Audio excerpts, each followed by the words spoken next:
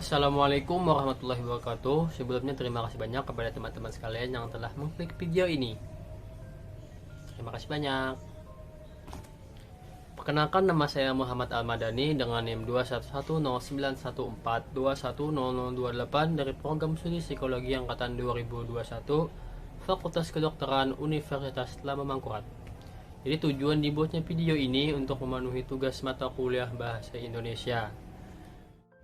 Dalam video ini saya akan menjelaskan artikel dengan judul "Vaksin Booster bertujuan melindungi dan menjadi modal pemulihan ekonomi".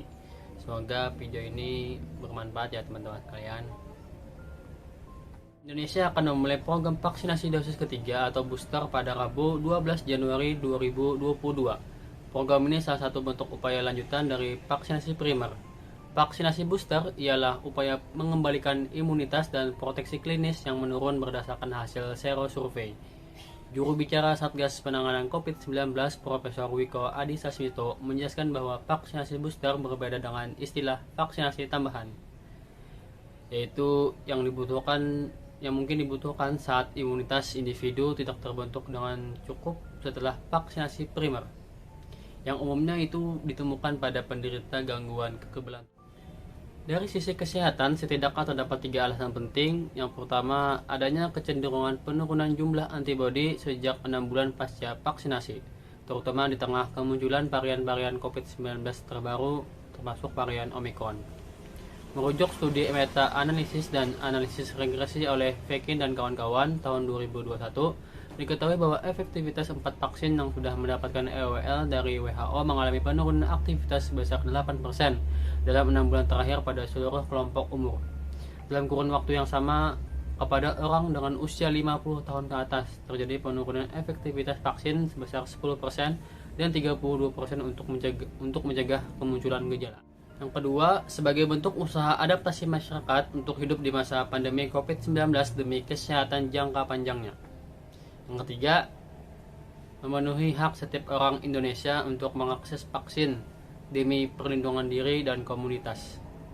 Sementara dari sisi ekonomi, dengan kondisi kasus yang dapat ditekan, yang dapat dicegah dengan kemunculan gelombang baru, sehingga aktivitas masyarakat akan semakin fleksibel dan terbilang mudah, dengan catatan tetap berada dalam koridor penerapan protokol kesehatan secara ketat. Vaksinasi booster sendiri telah dilaksanakan Kementerian Kesehatan pada Agustus 2021 lalu. Kemenkes memprioritaskan kepada tenaga kesehatan atas dasar alasan kegawat daruratan akibat invasi varian Delta, dan perluasannya saat ini telah mempertimbangkan aspek keamanan, khasiat, dan mutu vaksin.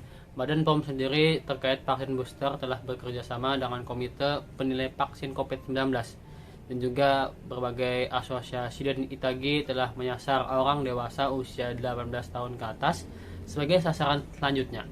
Untuk upaya vaksinasi lanjutan ini dapat dilakukan dengan jenis vaksin yang sama atau homolog, atau dengan pemberian vaksin yang berbeda dari yang disuntikan sebelumnya atau heterolog. Dari hasil kajian Badan POM, EOA diberikan kepada 5 jenis vaksin untuk booster, yaitu yang disuntikan secara homolog, diantaranya CoronaVac, Pfizer, dan AstraZeneca. Dapat disuntikan secara homolog dan heterolog, yaitu Moderna dan juga Zivivac yang secara heterolog. Nantinya vaksin booster akan diberikan secara gratis dengan beberapa skema pemberian oleh pemerintah, mitra badan hukum, dan badan usaha.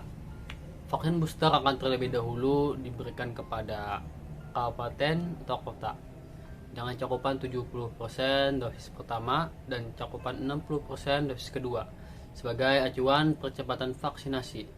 Kedepan, Badan POM dengan seluruh UPTD daerah akan terus mengawal dan juga memantau implementasi vaksinasi booster yang mencakup kelayakan vaksin, rantai dingin, tanggal kadaluarsa, dan akan melakukan sampling untuk memastikan aspek mutu, keamanan, dan khasiatnya.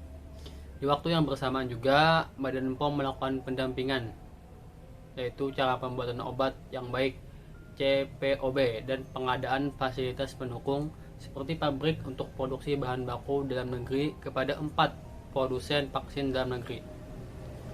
Kemudian upaya produksi vaksin dalam negeri adalah bentuk upaya kemandirian bangsa sekaligus meningkatkan alokasi vaksin produksi luar negeri untuk negara lain yang membutuhkannya nantinya, agar target WHO memvaksin 70% populasi di tiap negara di pertengahan tahun 2022 akan tercapai.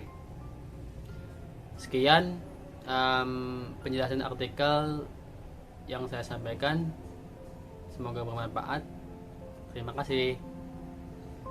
Saya akhiri, wassalamualaikum warahmatullahi wabarakatuh. Dadah, sampai jumpa lagi.